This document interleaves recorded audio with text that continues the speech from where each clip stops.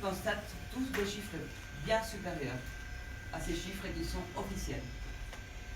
Le 10 novembre, s'est tenue l'audience publique à la Cour interaméricaine des droits de l'homme à Quito, en Équateur. Les représentants de la société civile chilienne d'un côté et du gouvernement chilien de l'autre ont livré des chiffres et des témoignages concernant l'utilisation des forces de l'ordre depuis le 18 octobre dernier. Lors de cette audience publique, la défenseure de l'enfance, parmi d'autres, Mme Patricia Muñoz et les représentants de l'Institut national des droits de l'homme, Vladislav Marelik, ont signalé sans ambiguïté que les forces de l'ordre, carabiniers et forces spéciales, se sont rendues responsables des violations aux droits de l'homme avérées. Les représentants du gouvernement ont rejeté ces accusations et ont mis l'accent sur les exactions et les saccages depuis le 18 octobre dernier, en s'appuyant sur l'incendie de l'escalier de secours de l'immeuble de Aînés et les incendies de plusieurs stations de métro. Les ONG, les instituts, les organismes des droits de l'homme donc mettent l'accent sur les personnes, sur les droits des personnes, sur les droits de l'homme. L'État chilien, les gouvernements mettent l'accent sur les biens. La nuit du lundi 11 au dimanche 10, le ministère de l'Intérieur déclarait que les forces de l'ordre feraient un usage mesuré de leur puissance. Il faut se demander si jusqu'à ce jour, ils n'avaient pas fait un usage démesuré et que, faisant ces déclarations, ils ne reconnaissaient pas, d'une façon ou d'une autre, d'avoir été vraiment disproportionnés.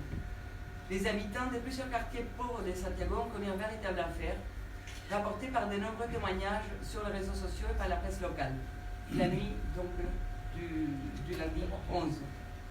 Dans les quartiers de l'Ormida, de Peñalolén, de Villafleur, de Ñuñoa, de l'Estero, de Colina et bien d'autres, la police est intervenue brutalement jusqu'à 2 h du matin et plus, en gazant et en tirant sur des gens désarmés, y compris à l'intérieur des immeubles et des appartements. Ces quartiers ont été survolés toute la nuit par des hélicoptères. La police a continué à tirer et à gazer dans la rue tout au long de la nuit. Les 12-11 au matin, à la suite d'une requête déposée par un collectif d'avocats, le tribunal d'Antofagasta a interdit l'utilisation des grenailles en caoutchouc contre les manifestants pacifiques. Mardi 12, une grève générale a eu lieu tout au long du Chili et donc nous parlerons des derniers événements et un peu plus tard. Et voilà.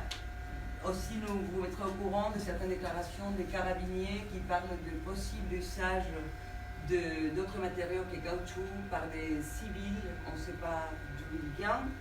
Nous allons vous faire part des déclarations de diverses commissions, enfin le musée de la mémoire, la commission des droits de l'homme, unité sociale et de notre appel international et d'autres infos qui ont rapport avec cette grave situation.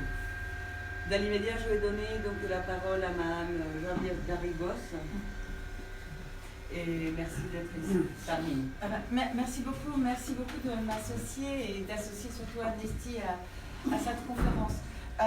Amnesty International est présent au Chili par sa section chilienne et comme régulièrement, elle suit toutes les manifestations et surtout dans des contextes de répression parce qu'il est clair que si la répression que nous avons observée lors de ces dernières manifestations et notamment ces dernières 3 semaines sont assez impressionnantes, il faut voir que la répression est quelque chose d'assez systématique lors des mouvements sociaux et des manifestations au Chili. C'est pas quelque chose de nouveau entre guillemets. Néanmoins, vu le niveau de violence que cela atteint, notre bureau régional a décidé d'envoyer une équipe de crise qui est venue renforcer notre équipe sur place. Cette équipe de crise a pour mission d'enquêter et justement de pouvoir sortir un rapport détaillé sur la situation et les violations graves des droits humains dont nous avions déjà eu connaissance.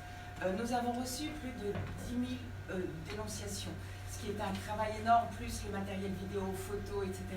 Ce qui fait que nous sommes en train d'étudier tout cela et nous espérons pouvoir sortir un rapport très rapidement. Néanmoins, ce que je peux déjà dire, et c'est notamment ce que nous avons déclaré quand nous avons été auditionnés lundi par la Cour interaméricaine des droits de l'homme à Quito, c'est que ce que l'on peut voir, c'est que premièrement, le niveau de violence n'a absolument pas baissé malgré les déclarations, malgré tout ce qui a pu se passer ces dernières semaines, et on continue avec un niveau de répression très élevé. Les faits que nous constatons ne sont pas des faits isolés, comme certains voudraient le faire croire. Ce sont des faits qu'on retrouve sur l'ensemble du pays, et le nombre de dénonciations, et bon, vous avez vous-même donné des chiffres en lien avec l'INDH, montrent bien que non, ce ne sont pas des cas isolés.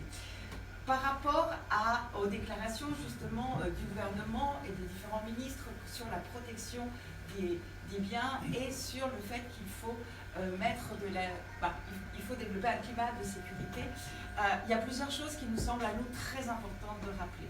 D'une part, nous avons constaté que il y a eu une utilisation excessive de la force.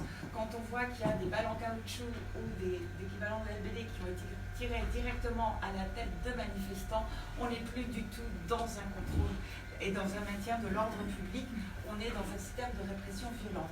Par ailleurs, on voit aussi que dans de très nombreux cas, c'était même pas quelque chose de nécessaire puisque ça a eu lieu lors de manifestations pacifiques ou de personnes qui étaient proches des manifestations mais sans être en lien avec elles. Donc aucune répression n'était nécessaire. D'autant, et ça il faut le rappeler, c'est que le maintien de l'ordre public, l'utilisation de la force publique, y compris dans des cas d'émeute ou de violence ou de saccage, comme on a pu le dire, eh bien, se doivent de respecter les droits humains. Cela ne permet absolument pas de, justement, entraîner des violations graves. Et même si on a entendu qu'il y avait une politique de maintien de l'ordre qui était respectueuse des droits humains, qui s'accordait avec les normes internationales, le fait est que ces politiques doivent être, non seulement doivent exister, mais elles doivent être appliquées, et cela implique la formation du personnel de maintien de l'ordre, et cela implique également leur contrôle et les sanctions quand cela s'implique.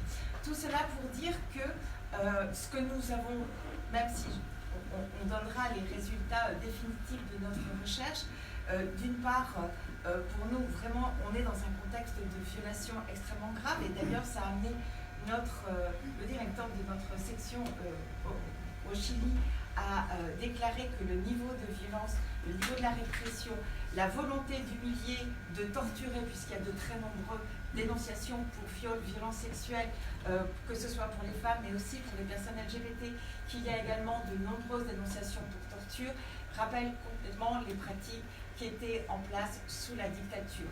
Et nous, ce que nous appelons le président Piñera, a cessé immédiatement tout ce système de répression qui finalement n'a fait qu'aggraver le mécontentement et les manifestations. Il a cru qu'en réprimant de la sorte, eh bien, ça allait contrôler les manifestations. Au contraire, on a vu une aggravation.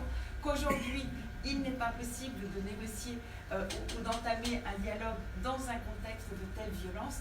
Et nous, il nous semble essentiel donc l'arrêt de la répression, mais au-delà, il y a urgence aussi à ce que le gouvernement de M. Piñera dialogue et se charge d'entendre justement toutes les demandes au niveau du respect des droits économiques, sociaux et culturels de la population chilienne, parce qu'on voit bien qu'il y a des demandes qui sont tout à fait légitimes et qu'il est absolument nécessaire d'avoir des politiques et de mettre en place des politiques qui soient conformes aux attentes de la population. Et je pense que nous sortirons peut-être une information le 20 novembre, donc on vous tiendra au courant par rapport à ça. Merci Jean-Diego. Merci beaucoup, merci beaucoup. C'est le genre de soutien dont le Chili a besoin. C'est le genre de rapporteur dont le Chili a besoin, et surtout, c'est les gens d'information qui doivent être écoutés, qui doivent être suivis. Et je vais passer donc à parler au nom de la Commission des droits de l'homme. Et bien évidemment, nous avons reçu des longues déclarations de chaque organisme. Et ces déclarations, signées par Carlos Margota, président de la Commission des droits de l'homme, bien évidemment décrit la situation très menaçante et très urgente qui vit le Chili, très dure, très grave. Et il commence, il dit, le peuple chilien vit des moments dramatiques. Depuis plus de 3 semaines, ils descendent dans les rues pour réclamer la fin des abus institutionnalisés et des inégalités ignominieuses. Il exige un nouveau modèle de société juste, équitable, dans lequel les droits fondamentaux de l'homme, notamment les droits d'éducation à la santé, à une rémunération équitable et à la sécurité sociale, soient pleinement garantis, soient considérés comme des droits sociaux et non pas comme des biens de consommation, ni livrés au marché comme c'est le cas aujourd'hui. Donc, elle rejoint exactement les droits économiques, socio-culturels. Et ils exigent également une nouvelle constitution. Ceci est quelque chose qui peut-être ne touche pas tellement la communauté internationale, qui n'est pas forcément au courant, que le Chili vit sous une institutionnalité qui est héritée depuis la dictature d'Augusto Pinochet. Et donc les lois qui régissent le pays viennent des années 80 et elles ont été, on va dire, elles sont illégales, illégitimes, puisque cette constitution s'est avérée ordonner les destins du pays et sous un plébiscite où il n'y avait pas de registre électoral et sous dictature, avec tous les militaires dans les rues et couvre-feu, etc. Et confirmé par Lagos. Tout à fait. Oui, c'est la constitution qui est depuis les années 80, depuis 80. 85 par Lagos. Et, les chiffres de l'INDH, voici la constatation que aussi la Commission chilienne des droits de l'homme conteste ou note que l'Institut national des droits de l'homme, bien qu'il fait son travail, il ne va pas jusqu'au bout, n'est-ce pas, il ne reçoit pas toutes les dénonciations. Il y a beaucoup de gens qui ont peur de dénoncer ce qu'ils ont vécu. Et donc il salue ces chiffres qui sont déjà noté, mais il dit il y en a bien beaucoup plus que ça. Les gouvernements ne cèdent pas aux exigences, les personnes continuent de manifester. Et finalement, il dit aujourd'hui, ceci est le moment important vis-à-vis de notre appel, des appels qui viennent du Chili pour la communauté internationale. Aujourd'hui, la solidarité internationale peut de nouveau jouer un rôle décisif. Que les citoyens de chaque pays parlent et exigent de leur gouvernement respectif la cessation de la répression et le respect sans restriction des droits de l'homme, qu'ils envoient des lettres au gouvernement chilien et rendent visible dans les rues de leurs villes respectives ce qui se passe dans notre pays. Aujourd'hui comme hier, nous devons lutter ensemble pour la défense des droits de l'homme des Chiliens qui subissent la répression simplement parce qu'ils exigent le droit à l'autodétermination et au plein exercice de la souveraineté populaire qui nous permettrait de construire une société démocratique plus juste et plus digne pour tous. Carlos Margota, président de la Commission chilienne des droits de l'homme, Santiago du Chili, le 13 novembre, donc hier. Convoque aussi à cette conférence de presse le Musée de la mémoire et des droits de l'homme, qui est un espace de mémoire, d'histoire et de réparation. Ils remplissent la mission de défendre et de promouvoir le respect des droits de l'homme et de rendre visibles les victimes de violations. Ils partagent les exigences d'égalité et de dignité qui mobilisent actuellement les Chiliens et ils invitent à manifester dans les rues et s'associent à l'appel pour la fin de l'impunité hier, aujourd'hui et demain. Convoque aussi à cette communication la Mesa de Unidad Social. L'histoire de cette collectif ou table de rencontre de divers organismes a commencé en août dernier et l'un de ses 50 membres fondateurs, la Centrale unitaire des travailleurs, a convoqué une première manifestation face au Palais d'État en août dernier, comme je disais. Aujourd'hui, elle est composée par 115 membres, parmi lesquels la coordinateur national pour la fin du système de sécurité sociale privée, qui s'appelle NOMAS AFP, par les conseils des syndicats étudiants chiliens, par l'Association nationale des employés du fisc, par les collèges de professeurs. Excusez-moi, vous pouvez parler ailleurs. Par Modal Pima, par les comités des 100 maisons de l'association des vendeurs de la rue de Santiago, par le syndicat Starbucks Chili, la coordinatrice féministe 8M, enfin, et plusieurs autres. Tous eux se sont réunis autour d'un manifeste officiel qui veulent une société différente avec plus de liberté et démocratie et avec égalité et justice.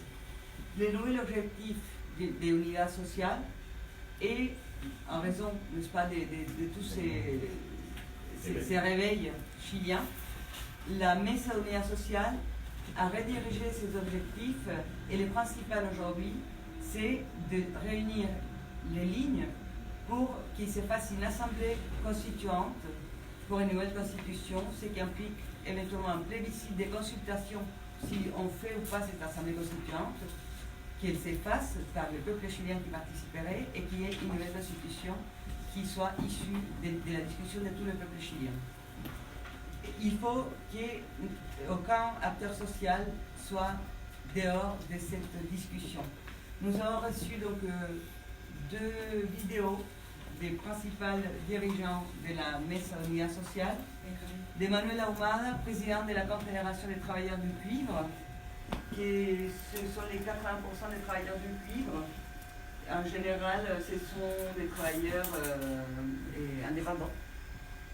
Et aussi de Barbara Figueroa, qui est la présidente de la Centrale unitaire des travailleurs du Chili, qui regroupe énormément de syndicats aussi. Voilà pour Manuel Ahumada. Tout le monde comprend l'espagnol? Mais la Barbara Figueroa, il ne faut pas oublier qu'elle était d'accord pour 215 000 pesos de salaire. On demandera à la presse d'interviewer les gens qui sont ici présents au cas où ils avaient des choses à dire. Merci. Et, donc, tout le monde comprend l'espagnol, c'était ma question. Vous comprenez l'espagnol? Et ben, si? Si. Ah, muy bien. Il n'y a pas besoin de traduction? ¿Tout le monde comprend? Oui? Ok.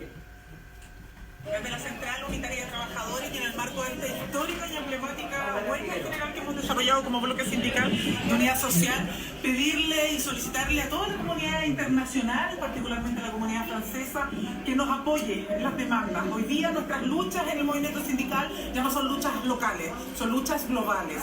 Las disputas y la batalla contra el neoliberalismo se libra en todos los territorios y el apoyo de los trabajadores, de las trabajadoras, del mundo de la cultura, que también son trabajadores del arte, es fundamental. Agradecemos enormemente el esfuerzo de Pachi por acompañarnos en este proceso, pero solicitamos y les pedimos encarecidamente, pero con mucha humildad, que sigamos teniendo esta férrea voluntad de solidaridad con nuestro país, porque hemos vivido hechos dramáticos. En 25 días de movilización, más de 20 muertos, casi un muerto por día, en 25 días, en una jornada que han sido extenuantes. Hoy, con mucha acción y represión contra los manifestantes, no queremos que Chile vuelva a lo que ustedes y lo que tú, Pachi, viviste particularmente en los 80. Volver a vivir el riesgo de la vida, volver a ser perseguida por la fuerza de orden de nuestro país, es lo que ya no queremos para Chile, porque Chile despertó. Y ese despertar involucra hacer cambios profundos, y esos cambios no solo nos involucran a nosotros, sino que también hoy día a todo el movimiento sindical, a todos los trabajadores y trabajadoras del mundo. Así que un gran abrazo para todos y todas, y a la comunidad francesa, a la comunidad internacional, solicitarles siempre su respaldo solidario con el pueblo de Chile, como siempre lo han venido desarrollando. Hola, soy Manuel Ahumada, presidente de la Confederación de Trabajadores del Cobre, confederación que agrupa a los trabajadores del cobre más precarizados, subcontratados de lo que es la minería, y hoy día somos cerca del 80% de los trabajadores de la minería. Una de las consecuencias que hemos vivido post dictadura, que es la desnacionalización del cobre. En ese sentido, quiero saludar a Pachi también por esta iniciativa, pero más que saludar, emplazar también a la comunidad internacional que este modelo que han vendido a nivel internacional, económico, político y social, que es el neoliberalismo instalado a sangre y fuego acá en Chile, de alguna manera nuestro país ha despertado en este grito de rebeldía, en este grito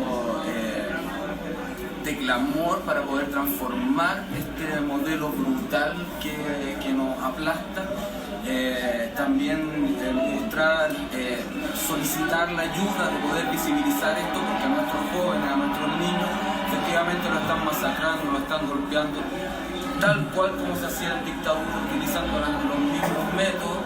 Por lo tanto, solicitamos que el mundo también grite conjunto con nosotros. Por eso todas las iniciativas de la comunidad internacional son súper importantes, y es por lo mismo que también apoyamos y emplazamos también a la comunidad internacional a seguir luchando en conjunto con nosotros desde el bloque sindical de unidad social y desde todos los que estamos movilizados. Sin duda es preocupante, pero también enorgullece la valentía de nuestro pueblo, de cómo de alguna manera ante la represión hemos salido para adelante, hemos salido a detenerla. Esto no para hasta que efectivamente no podamos tener un cambio rotundo en torno a nuestra Carta Fundamental a través de un proceso que involucra a toda la ciudadanía, que es la Asamblea Constituyente. Voilà. Ensuite, je vais lire quelques mots du réseau contre les violences faites aux femmes,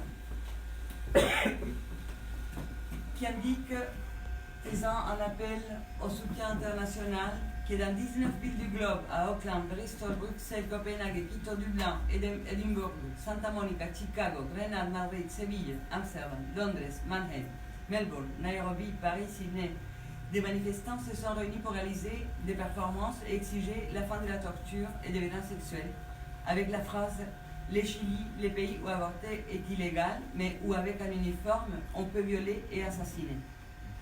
Avec leurs corps inscrits, des casseroles et des pancartes, des personnes de différents pays ont levé leur voix à l'unisson, et comme ils le signalent, il n'y aura pas de répit jusqu'à ce que des lois des mesures légales soient entreprises et jusqu'à ce que le président demande pardon et mette fin à ces vagues de terreur que nous vivons. Des actions judiciaires ont été entreprises dans différents pays afin de créer une action au niveau international, car au Chili, rien n'est fait par les organismes de justice pour l'instant. Antonio Orellana, de la Red chilienne contre les violences faites aux femmes, Santiago du Chili, le 12 novembre. 700 universitaires, professeurs intellectuels ont envoyé une lettre au secrétaire général de l'ONU pour mettre fin à la violence de l'État contre le peuple chilien qui se manifeste dans les rues et exige de profondes transformations. La lettre est signée donc par 700 universitaires chiliens demandant et internationaux, voilà. Et parmi lesquels, donc, je vais lire les internationaux, Judith Butler, Giorgio Agamben, Ian Parker, Jacques Lenrat, Peter Wynne, Andreas Wiesen, Alberto Toscano, Ney Brenner, Tema Kaplan, Charles Escher, Jacques Lezra, Margot Glanz, Mikkel Bod Rasmussen et bien d'autres. Nous invitons donc aussi les universitaires français et d'autres pays à se joindre au mouvement pour condamner les violations des droits de l'homme par le gouvernement de Sébastien Piñera. Il arrive qu'au Chili, il n'y a pas seulement de manifestations, il y a beaucoup d'autres choses qui se passent. Il y a des autoconvocations au Cabildo, aux réunions citoyennes, pour étudier la situation actuelle et se donner des propositions, et notamment l'axe de tous ces rendez-vous et la rédaction d'une nouvelle constitution. Par ailleurs, c'était la conclusion lors du Cabildo réalisé aussi ici à Paris par l'Assemblée solidaire. C'était dimanche aussi, lundi dernier. Voilà, un jour férié. Il s'avère que aussi 330 maires du Chili qui se sont groupés, là, qui ont leur syndicat, on va dire, ou leur réseau et association. Voilà, ils ont convoqué un plébiscite le 7 décembre.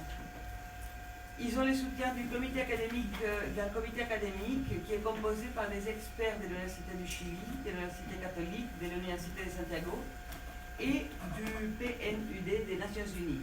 Les maires, ils sont maintenant en train de produire et de rédiger les questions autour desquelles vont se produire ces réunions citoyennes. Et ils espèrent que le résultat soit politiquement vinculant, c'est-à-dire que ça arrive à l'État, que ça arrive au Congrès et que ça a une influence sur l'avenir des lois du pays, éventuellement sur la convocation d'un plébiscite citoyen pour se donner une nouvelle constitution.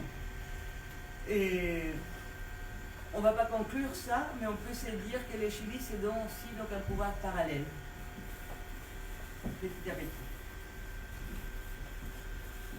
Parmi d'autres exemples, les rapports qu'a développé la mairie de Valparaiso racontent la vulnération des droits de l'homme qui sont succédés dans la ville après donc, ce réveil social. Et il a par finalité d'être donné au délégué à Mme Michelle Bachelet, délégué de l'Organisation des Nations Unies, et au commissaire pour les droits de l'homme. Voilà, pardon. C'est parce que c'est écrit en espagnol, je parle français. Il décrit les manifestations, n'est-ce pas, tout ce que nous parlons aujourd'hui, et il laisse clair que des 46 mineurs qui ont été détenus, 21 ont passé ou se retrouvent encore dans le service national des mineurs, c'est-à-dire ce sont des enfants du service national des mineurs, comme on dit en France, des enfants de la DAS. Il faut savoir que c'est un organisme qui a été très étudié et accusé dernièrement pour des sévices, pour des abus et pour le mal-être qu'il propose aux enfants. Trafic d'organes. Trafic d'organes, voilà. Diverses accusations pèsent sur ces organismes. Ce sont les enfants abandonnés par les pays. Et il s'avère qu'une bonne partie des manifestants qui font des saccages s'avèrent être issus être passés ou être encore sous l'égide de ces services, enfin, sous la protection de ces services.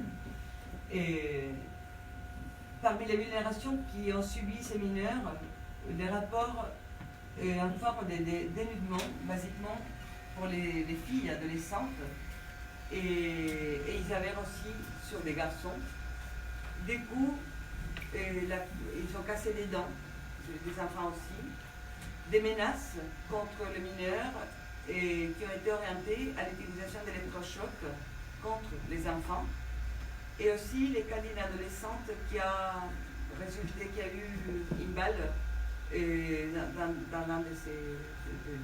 dans son globe oculaire et 2 tirs dans son bras. Ce sont juste de... Voilà. Maintenant, nous avons les yeux. Et j'ai ici une image qui peut-être tout le monde peut voir. Je ne sais pas Pamela si ça va être projeté depuis. Mais c'est un document qui est issu de le dossier de presse en fait. Oui voilà, il est sur le dossier de presse. Hein? Et c'est les balances de traume oculaire au 8 novembre. Et ça n'informe que de l'unité des traumes oculaires de l'hôpital El Salvador.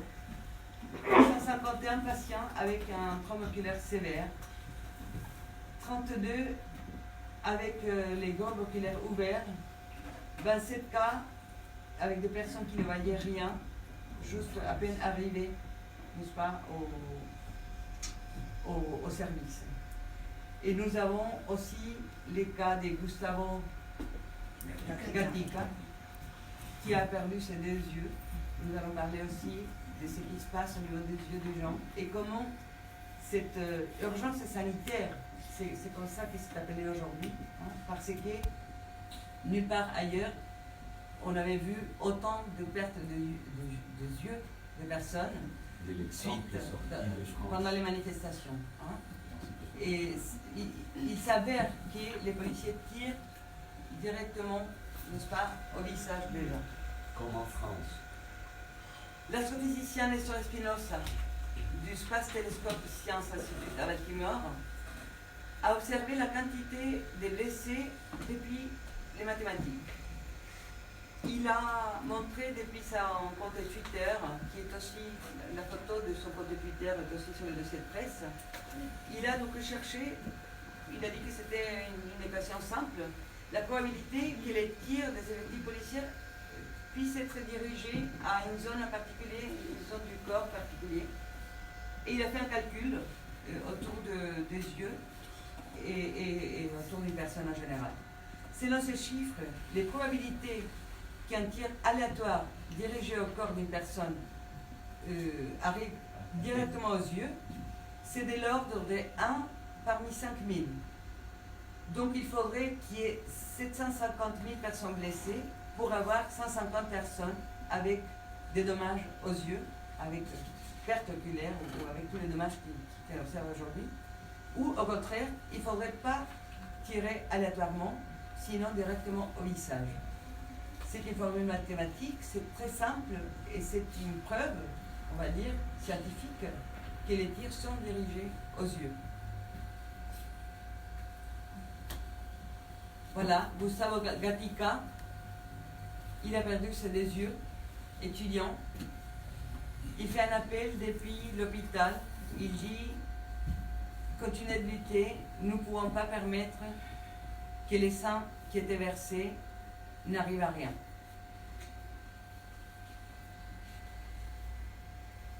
Mais il s'avère aussi que les carabiniers commencent à se mettre un peu de côté de cette histoire de tir, qu'ils sont en caoutchouc ou en acier. Et le général Enrique Basaletti a dit aujourd'hui qu'il y a évidence que des armes de feu un peu artisanales auraient des munitions en acier et qu'il y a beaucoup de ventes d'armes un peu artisanales aussi, comme on fronde, voilà, pendant les protestations. Il a aussi signalé qu'il y a au moins 3 fonctionnaires policiers qui ont des érilles dans leurs yeux. Voilà. Et dans ses déclarations, il signalait, dans les presse, il y a une note un peu plus longue, hein, mais il signalait que bien évidemment, il y a des gens en civil qui tirent sur les gens et qui portent des armes qui ont de munitions en acier. Et il semblerait qu'il n'y a pas vraiment des chiffres des détenus portant des armes en acier. On ne sait pas qui sont ces personnes. Et il faudrait qu'elles les sachent. Après, les partis ont continué les Chiliens ont continué dans une évolution. Hein. On a parlé de cette réunion du Conseil de sécurité nationale. Et nous avons donc reçu la déclaration des partis politiques chiliens, signée donc par les partis Révolution démocratique, Parti communiste, socialiste, démocratien, pour la démocratie, écologiste verte, radical, igualdad, progressiste, régionaliste verte sociale, commune, libérale, convergencia sociale, parti humaniste. Il estime que face au dernier... ¿Hay alguien que no comprende el castellano? Lo voy a leer en castellano porque no sé por qué no la tengo en francés, la tenía, pero bueno. Frente a los últimos acontecimientos que ha vivido el país, en el marco de una crisis social y política inédita desde el retorno a la democracia y de la cual todas las fuerzas políticas debemos hacernos cargo, los partidos que formamos parte de la oposición suscribimos y declaramos lo siguiente. La ciudadanía movilizada en todo Chile ha corrido el cerco de lo posible y ha realizado una interpelación a todas las fuerzas políticas del país. La necesidad de una nueva constitución emanada de la propia ciudadanía que permita establecer un nuevo modelo político, económico y social es una pretensión fundamental que debe encontrar la vía para ser legitimada. Asimismo, la institucionalidad debe implementar con urgencia una agenda que combata los abusos y las desigualdades para aliviar la situación que viven miles de familias. Es un hecho que la única posibilidad de abrir un camino para salir de la crisis pasa por una nueva constitución. Las y los ciudadanos movilizados en todo el territorio nacional han establecido por la vía de los hechos un proceso constituyente en todo el país. Las fuerzas políticas tenemos el deber de hacer viable un plebiscito vinculante para establecer de una nueva Carta Magna que rija los destinos del país. La propuesta de un Congreso Constituyente por parte del Gobierno se aleja de la demanda popular por participación y deliberación en la importante tarea a que nos enfrentamos, tanto para la opinión pública como para expertos y organizaciones de la sociedad civil. La Asamblea Constituyente es el mecanismo más democrático para garantizar una amplia participación ciudadana que otorgue plena legitimidad al proceso. Dicho órgano deliberativo institucional, con delegados y delegadas electas democráticamente, con inhabilidades para asumir cargos futuros, debe ser convocado única y exclusivamente para redactar un nuevo texto constitucional que deberá ser sometido a referéndum.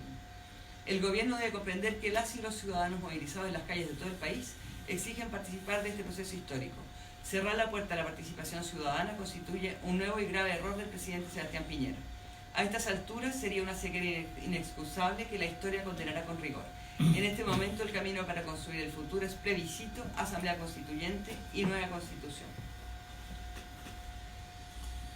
Entonces sí, todo esto es luego de que el presidente Piñera, el gobierno, llamase a un congreso constituyente sin explicar mucho de qué se trata, pero que finalmente se trata de un arreglo dentro del Congreso que ha perdido completamente la legitimidad frente a los manifestantes en las calles.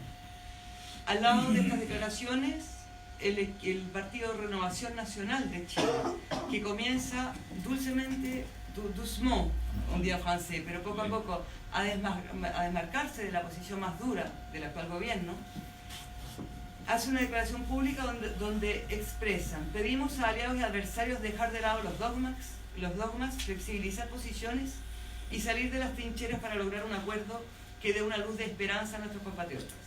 Chile necesita volver a trabajar, volver a estudiar, volver a funcionar, pero necesita hacerlo con la certeza de que se harán las reformas sociales que la gente nos demanda y que abriremos el camino dentro de nuestra tradición republicana para tener una nueva constitución que sea fuente de unidad para todos.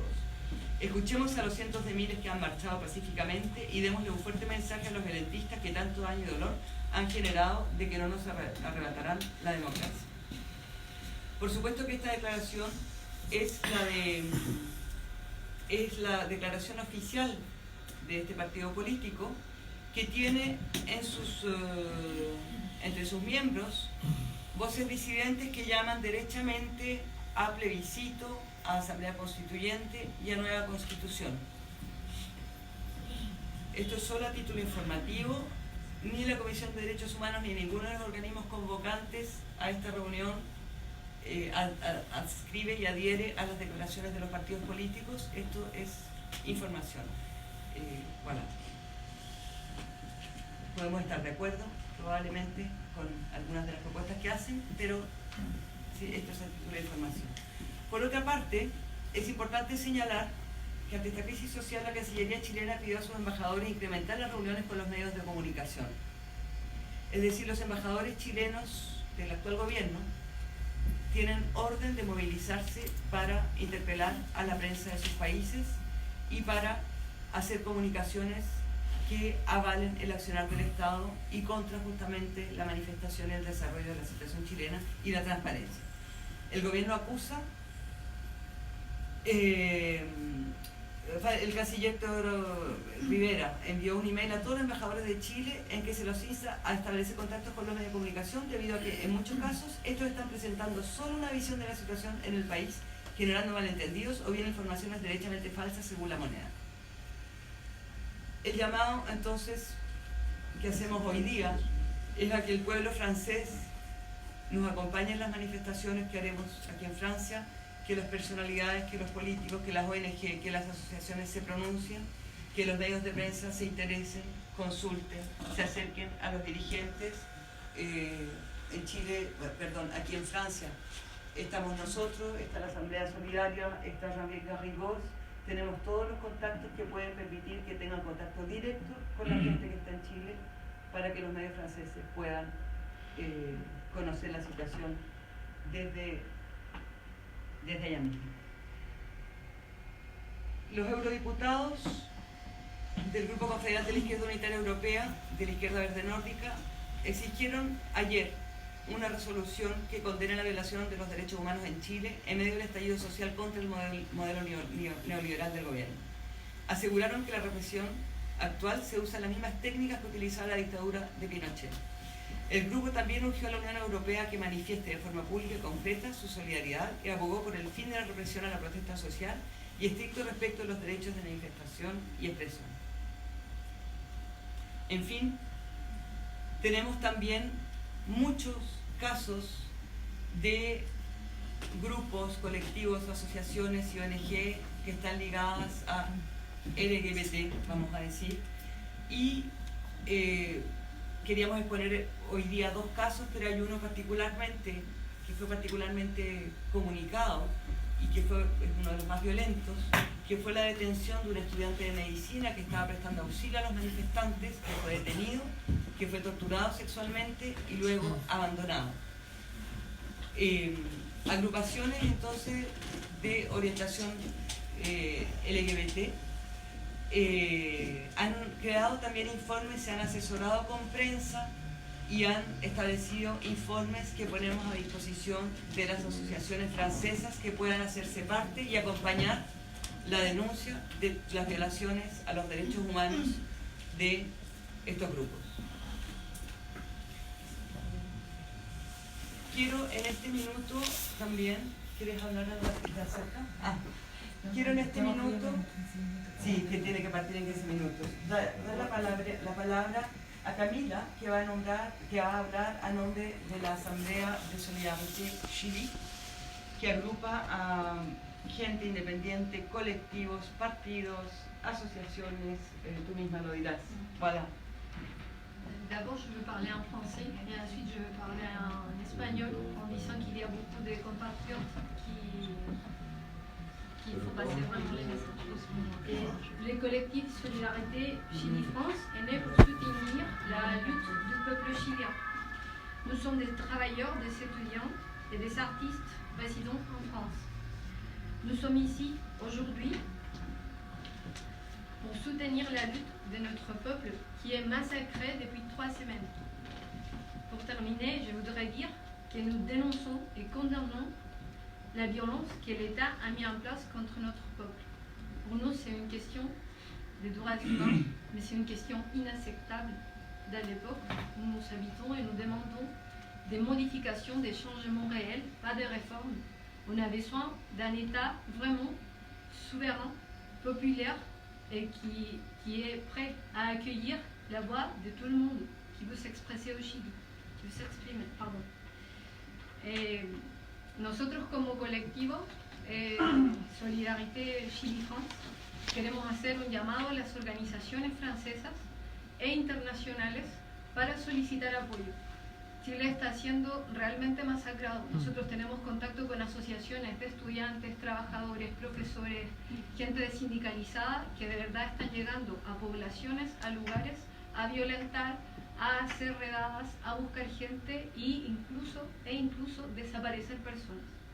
Desde nuestra posición como estudiantes, trabajadores residentes en Francia, demandamos al Estado francés su apoyo y, por favor, su presión internacional a favor de la causa chilena. Es inaceptable que en esta época, después de todo lo que vivió Chile durante la dictadura, volvamos a repetir la historia. Agradecemos, yo a nombre del colectivo y a nombre de las personas que nos convocaron, agradecemos la invitación y esperamos que, más allá de ser una conferencia de prensa, también permita abrir conciencia, abrir caminos de trabajo para poder avanzar hacia realmente los objetivos que se propone esta manifestación, que es un cambio en la forma en que se hace democracia en Chile y exigir realmente espacios solidarios de bienestar común y que no favorezca la riqueza de unos pocos en nuestro país, sino que apele a la gran mayoría de la gente a una repartición justa, solidaria. No es nada que el Estado francés no haga con sus propios compatriotas. No es nada descabellado. Francia tampoco es un Estado socialista al tipo que uno se podría esperar en un país como el de los derechos humanos. Chile es un país neoliberal, tiene un sistema que genera desigualdad y que ha sido perpetuado por todos los gobiernos después de la dictadura. Evidentemente no es el momento aquí de poner nuestras particularidades políticas por delante de la causa. Estamos haciendo apoyo a Chile, enviamos nuestro respeto y realmente nuestro apoyo moral a toda la comunidad chilena que se está expresando internacionalmente y también en Chile. Sepan que no están solos, no están solas, pese a que nuestro apoyo es presión internacional y es bastante diferente a recibir balas o ser atacado por la policía en las calles. Sepan que estamos aquí apoyando la lucha apoyando el movimiento y esperamos que realmente se logren los objetivos que llevamos 30 años esperando y marchando desde diversas demandas y diversas convocatorias. Muchas gracias. Bueno, aquí. Yo me llamo Camila González. Au nom de l'Assemblée Solidarité Chili. Il était prévu qu'à la fin de la conférence, nous allions inviter les personnalités susceptibles d'être présentes au cas où elles voulaient s'exprimer. Mais Roberto Romero doit partir bientôt, donc on va lui donner la parole maintenant et après je vais continuer avec pour fermer tout ça pour la conférence de presse. Donc Roberto Romero, conseiller de la région, pardon? Conseiller régional. Oui, conseiller régional d'Île-de-France, ancien vice-président du conseil régional d'Île-de-France. Oui, d'abord je voudrais vous remercier pour l'invitation. Moi je vais rester dans le français parce que ce que j'ai compris c'est que l'objectif était de faire prendre conscience à nos compatriotes français de ce qui se passait au Chili. Et moi je suis né à Santiago. Aujourd'hui je suis élu de la République française et c'est à travers cette binationalité que je me sens impliqué, mais également en tant que responsable des affaires internationales de mon propre parti, pour apporter notre appui à ce qui se passe au Chili. Alors, je voudrais d'abord remercier l'ensemble de la jeunesse chilienne, au nom de ma génération, au nom de la génération de mes parents, dont nombre sont ici présents, pour avoir redonné en fait à la fois la dignité et le rappel de l'histoire de tout ce qui a pu se passer sans que nous ayons pu à un moment donné relever la tête. Et c'est cette jeunesse qui nous redonne, me semble-t-il, la dignité. Alors, ça a été dit sur les questions.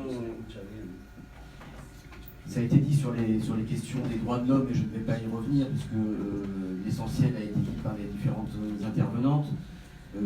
Moi, mon propos forcément va être un peu plus politique. Ce qui se passe au Chili, on ne peut pas le déconnecter de la réalité de ce qui se passe partout dans le monde.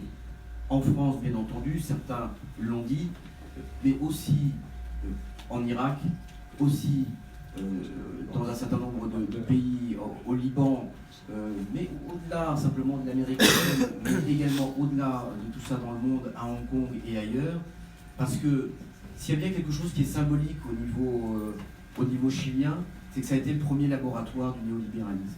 Et que ce n'est pas très étonnant aujourd'hui que dans un pays où on a bradé l'ensemble des services publics, où on a bradé l'ensemble de ce qu'on appelle les biens communs, les gens demandent quelque chose de très simple qui, pour nous Français, nous semble quasi permanent et légitime au quotidien, c'est-à-dire la santé, l'éducation et les retraites, qui ont été tout simplement bradés au privé et dont le système néolibéral a fait son miel, a fait sa richesse, et il est insupportable pour toute une population de se voir au quotidien indiquée comme la plus riche d'Amérique latine, et en même temps ne pas voir depuis 1973, ce sont les chiffres économiques, aucune variation dans la redistribution de la richesse.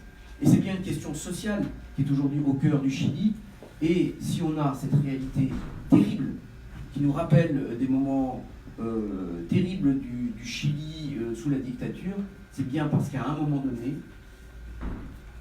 les militaires eux-mêmes se sentent dans l'impunité totale et le droit de faire ce qu'ils ont envie de faire. Et là, nous avons une responsabilité parce que, tu l'as dit tout à l'heure, Camilla, depuis 30 ans, on cherche ça. Mais 30 ans, c'est le début de ce qu'on a appelé la démocratie. Parce qu'on ne pouvait rien attendre d'une dictature, bien entendu. Mais ce qu'on pouvait attendre, c'est ceux qui sont dits démocrates de pouvoir et de vouloir changer les choses. Et j'ai entendu quelques camarades et quelques compatriotes ici dire qu'il y avait des responsabilités partagées. Bien sûr qu'il y a une responsabilité partagée. Bien entendu, il y a eu des accords infâmes qui ont été passés d'entre les divers partis politiques à l'époque, y compris pour remettre en cause les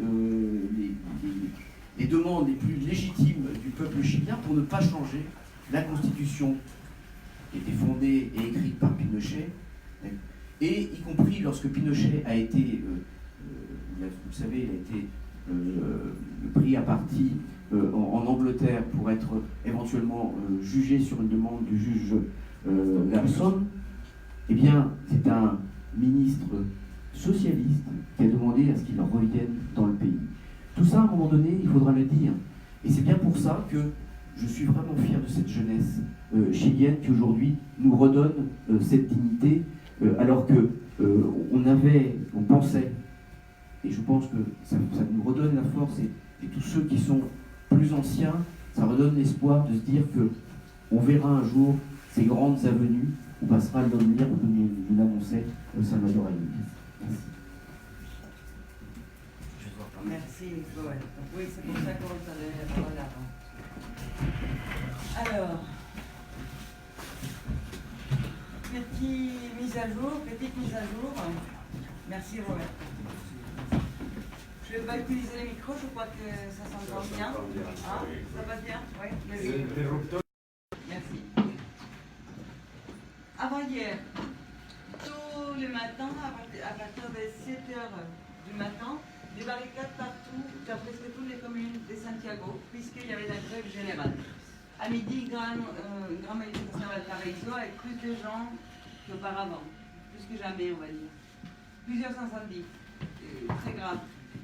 Il y a eu la réunion à la Commission interaméricaine des droits de l'homme, où il y a eu des représentants du gouvernement et d'autres de la société civile, y compris Amnesty dont nous parlait Jean-Pierre tout à l'heure. La famille de Gustavo Gatica, l'étudiant qui a perdu ses 2 yeux, présente une querelle criminelle contre le responsable. La cour d'appel d'Antofagasta interdit qu'il soit lancé contre les manifestants des tirs et des bombes de lacrymogènes quand les manifestations sont pacifiques. Plusieurs incendies presque simultanés à Santiago. À 22h, au milieu d'une grande tension, Piñera part le pays pour proposer 3 grands axes afin de récupérer la paix à travers d'un pacte politique avec l'opposition. Et presque tous les signaux indiquent qu'il souhaitait rappeler à l'état d'émergence, à l'état d'urgence et de manière couvre-feu. Il semblerait que les militaires, suite à de... Oui, mais ça s'adresse à la communauté française. Donc, comme c'est enregistré et c'est passé en live, et il y a des Français qui sont susceptibles d'écouter et sinon ils ne comprendraient rien. Merci, Gonzalo. Piñera parle au pays pour proposer 3 grands axes pour récupérer la paix à travers un pacte politique avec l'opposition. Même s'il l'a pensé, il voulait appeler à l'état d'urgence et aussi un couvre-feu. Il semblerait que les militaires n'ont pas donné leur aval, ceci n'est pas confirmé. Ah, mais il y a beaucoup il y a des déclarations aussi des carabiniers qui sont avérées. Mais voilà, les militaires simplement demandaient des garanties de ne pas être jugés après, et c'est la raison pour laquelle ils désobéissent les ordres du président de la République. Donc, à nouveau, les maires de Santiago convoquent un cabildo. Ceci n'est pas organisé par le pouvoir central ni rien, c'est vraiment une démarche indépendante. Les militaires disent non au président de la République, sauf s'ils ont carte blanche pour faire ce qu'ils veulent, ce qui est très grave. Conduction, marque de conduction. Et Piñera, quand il a parlé d'une journée de destruction et qu'il a fait des efforts, que l'ordre était vulnéré. Il a parlé qu'il allait renforcer la labeur des carabiniers, des policiers et des forces de répression. Et donc il réintègre des carabiniers qui sont déjà à la retraite ou ceux qui ont eu de mérite. Et ce n'est pas suffisant, et il dit que ceci n'est pas suffisant et que toutes les manifestations, enfin toutes les violences doivent finir, et fait un appel à l'unité autour d'un accord pour la paix contre la violence, un accord pour la justice pour implémenter son agenda social et un accord pour une nouvelle constitution dans les cadres de l'institutionnalité démocratique avec un plébiscite approbatoire, c'est-à-dire il veut s'en passer à nouveau d'un plébiscite des gens, de la participation des gens qui devraient dire ce qu'ils veulent, qui est à tous les cris et dans toutes les manifestations et dans tous les sondages et partout. C'est une assemblée constituante où le peuple devrait participer pour la rédaction d'une nouvelle constitution. Lui, il propose que les gens votent après que la constitution soit rédigée par les parlements, qui est complètement hors des pensées des manifestants et hors des préférences des manifestants. Et voilà, il était assez vague, mais finalement, il a fait un appel à la paix. Mercredi, donc hier, le dollar a rompu le record historique et est arrivé à 800 pesos. Divers analystes remarquent et soulignent les manques de leadership de Piñera et le fait qu'il soit très lent pour réagir et pour sortir de cette impasse. Tous les partis politiques condamnent la violence de la journée précédente et est filtré un audio du général Rosas qui dit qu'il ne va pas éloigner de l'institution ni faire des procès contre aucun policier par ses actes. Entre guillemets, il y a certaines choses que je veux vous dire. Vous avez tout mon soutien. Je suis avec vous et en tant que général directeur, et je vais vous le montrer, 2 points. Je vais donner à personne la possibilité. Personne sera mis de côté ou éloigné de nos services par une procédure judiciaire. Même si on m'oblige, je ne vais pas permettre que vous soyez soumis à des procédures judiciaires. Les joueurs de la sélection chilienne de football refusent de jouer un parti avec le Pérou c'est une manifestation pour solidariser avec le peuple chilien. Beaucoup de rumeurs et des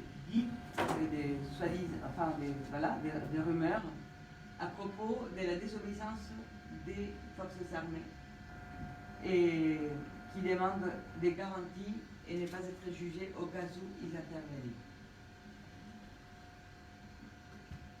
Il y a urgence au Chili. Les Chiliens se battent dans la rue pour dignité et plus, pour des droits, pour être respectés, au moins de ce qui est noté sur la Convention internationale des droits de l'homme. Les Chiliens, en tant que peuple, ont déjà donné des exemples d'espoir au monde. Peut-être ce qui arrive aujourd'hui sera encore une fois un exemple. Nous avons espoir et sommes ici un témoignage de notre volonté, et je redis, espoir. Il est clair que le monde bouge actuellement, que plusieurs pays manifestent. Mais il est aussi clair que le Chili a surpris le monde avec son explosion sociale.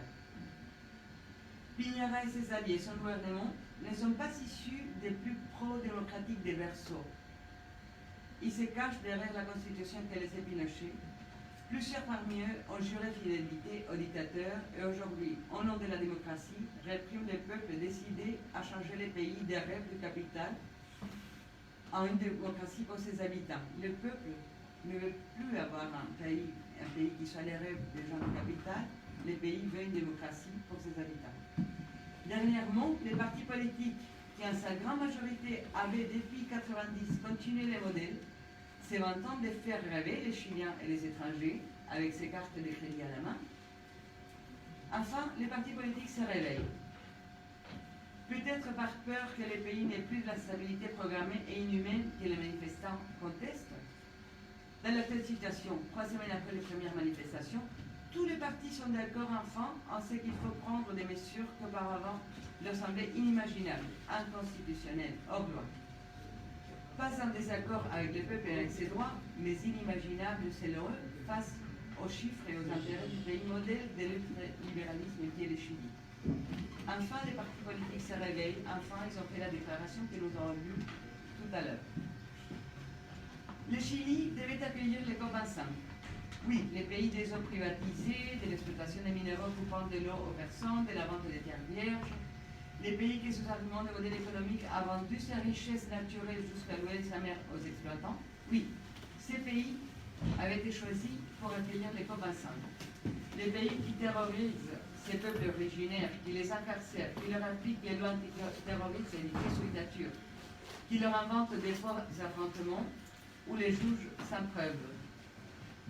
Quelques jours après le 17 octobre, jour des débuts des manifestations, le rendez-vous du COP25 a été annulé et donc il n'aura plus lieu au Chili. Mais il aura lieu en Espagne et il est prévu que le président chilien préside l'événement.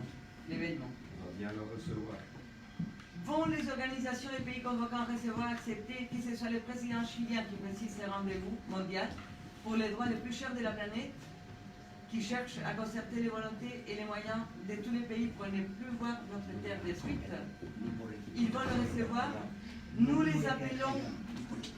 les appelons à consulter Piñera d'ores et déjà par la qualité de l'air au Chili, après 25 jours de lacrymogène à volonté, tous les jours, y compris devant les hôpitaux, à les consulter par les sorts des rivières chiliennes utilisées pour les lavages minéraux, par les sorts de la mer louée, hors toute loi, par la vente de nos terres vierges, par la négation au peuple mapuche à vivre selon sa dénomination, genre de la terre. Aussi, nous les invitons et surtout à s'informer de quoi est capable un président contre ses citoyens. Aujourd'hui, torture, meurtre, mutilation, persécution, violation à ce que le peuple s'exprime. Formule et appel à la paix vide avec les forces de l'ordre et ou les militaires dans les rues. Couvre-feu et menaces, redoublement des mesures de sécurité et encore répression. Le Chili est en feu, sans eau, sans dignité, réprimé, persécuté. Ces dernières semaines rappellent la terreur d'État de la dictature. Nous appelons la France à se manifester contre la présence de Sébastien Piñera au COP25 et contre les honneurs qui pourraient lui être concédés s'il était à la tête de l'événement. Nous invitons tous les organismes, associations, ONG et sociétés civiles qui seront présentes à se manifester contre ces maltraiteurs du peuple chilien. Nous demandons à ce que les pays, les hommes et les femmes, personnalités, politiciens, ONG, associations, organismes internationaux condamnent les présidents chiliens et la répression au Chili. Nous demandons à appeler Sébastien Piñera et son gouvernement à cesser les feux et à respecter les droits de l'homme. Nous faisons les mêmes appels aux organismes des droits de l'homme tels l'ONU, la Commission interaméricaine des droits de l'homme, ainsi que le Parlement européen, pour qu'ils les condamnent et qu'ils manifestent son soutien à la dénonciation pénale ouverte par la Commission chilienne des droits de l'homme contre Sébastien Piñera. Nous demandons à ce qu'ils œuvrent pour qu'il soit ouvert une enquête pour crimes de lèse-humanité et torture, pour des crimes de lèse-humanité, après qu'il ait déclaré la guerre à son peuple. Enfin, et avant de faire un dernier appel à rassemblement, j'aimerais que nous nous rappelions qu'il y a un an a été assassiné Camilo Catrillanca. Aujourd'hui, les gens sont appelés à ne pas manifester pour ne pas être accusés d'être dans la violence. Mais le peuple chilien souhaite honorer ces victimes de la répression, des mensonges, des montages, qui étaient tués justement par les mêmes qui aujourd'hui torturent et font la répression au pays. Il y a un an, Camilo Catrillanca a été sauvagement assassiné et il s'agissait d'un complot. Au début, il était accusé de terrorisme. Donc, notre pensée pour Camilo Catrillanca. Et enfin, nous faisons un appel au peuple français à manifester dimanche 24 novembre. Rendez-vous à 11h au place du Trocadéro pour défiler jusqu'à l'ambassade chilienne à la place Salvador Allende. Nous invitons aussi tous les gens et les Chiliens pour que nous nous joignions à la marche des femmes qui a lieu samedi 23 pour aussi accompagner nos amis chiliens des groupes LGBT pour les droits de tous les sexes et qui ont été sauvagement persécutés et torturés, voire plus que les gens hétéros. Explique l'ampleur de ces deux... Alors, pour le samedi 23, je n'ai pas les infos. Pour dimanche 24, l'invitation est ouverte. Donc, place du Trocadéro et à l'Esplanade des droits de l'homme à 11h. Et je crois que très rapidement, l'Assemblée citoyenne va se joindre à l'appel, ainsi que toutes les associations des Chiliens. Merci à tous Et merci à tous les Français qui pourront se prononcer pour la défense des droits de l'homme et qui empathisent avec les Chiliens. S'il y a des questions, voilà. Maria Paz, excuse-moi, on a beaucoup parlé, c'est très bien, mais on a oublié quelque chose de très important et ce sont nos jeunes. Ce sont nos jeunes qui ont commencé cette révolte, cette rébellion. Aujourd'hui, ACES et son porte-parole, c'est Victor Chanfraud. Oui. Beaucoup d'entre nous connaissons ce nom. Donc, et on sait que c'est Victor Chanfraud est devant le mouvement des secondaires, des étudiants secondaires, et il faut les soutenir.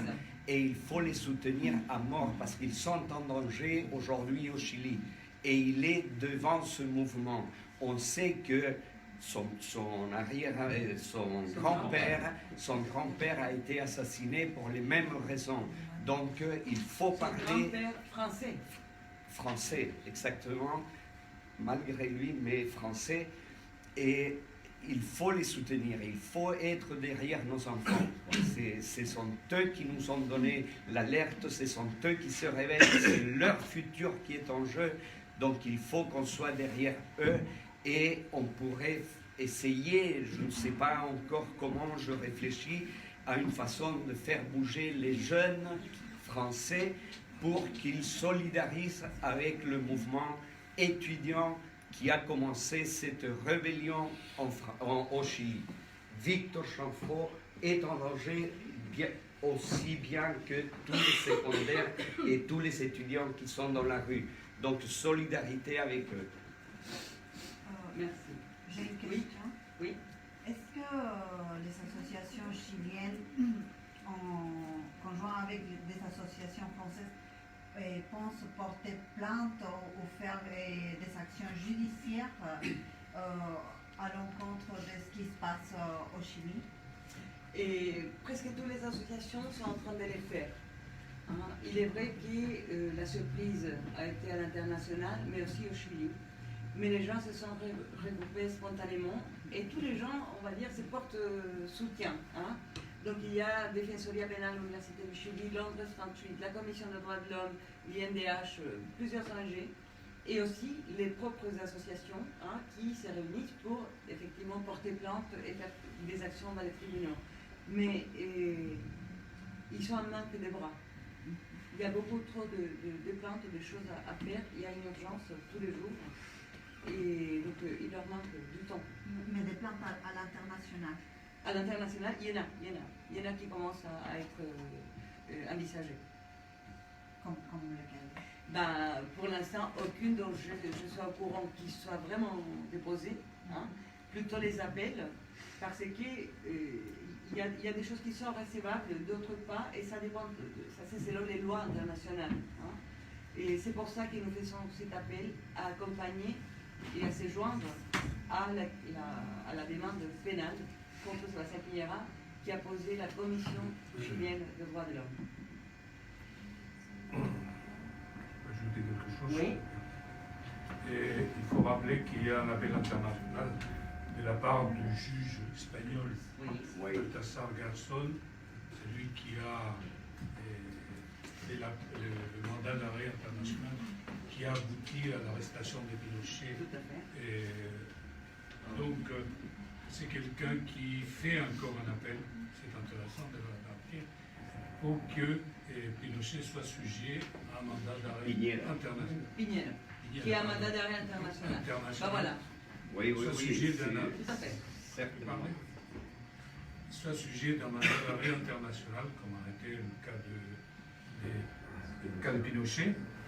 Et je vous signale comme une sorte d'historique que les mandats internationaux contre Pinochet, ce qui a abouti à un arrêt international contre Pinochet, a été le résultat d'un travail collectif qui a commencé à être fait du premier moment de l'exil. Ça a été un travail qui s'est fait essentiellement à l'exil, qui a été coordonné par l'ancien conseiller politique du président Salvador Allende, de Joan Garcés, et sur la base de tous les témoignages, de tous les documents, de tout ce qui a été possible, s'est construit ce dossier qui a permis d'inculper Pinochet à l'occasion de sa venue en Angleterre. Donc pour vous dire que tous les apports, tous les documents, tout ce qui puisse servir actuellement pour nourrir ce dossier contre Piñera, c'est valable. Je ne connais pas pour l'instant, peut-être ça va être connu et ça va être publié, la façon comme ces apports collectifs serviront justement pour juger Piñera coupable des crimes contre l'humanité. Tout à fait. Il faut juste rajouter à ce propos que le président Piñera a soutenu la libération de Pinochet lorsqu'il était détenu en Angleterre et il a appelé à manifester en sa faveur lorsqu'il était jeune et beau. Si j'ai bien entendu, Piñera vient à Barcelone pour présider la Madrid. Ça c'est quand? Ça c'est début décembre, début décembre. Mais il ne viendra pas. Je ne suis pas sûr qu'il puisse. Il ne viendra pas. Il ne viendra pas, non? Il ne viendra pas. Pour faire Paris, c'est bon. Claro, vamos a estar todos allá. Pues.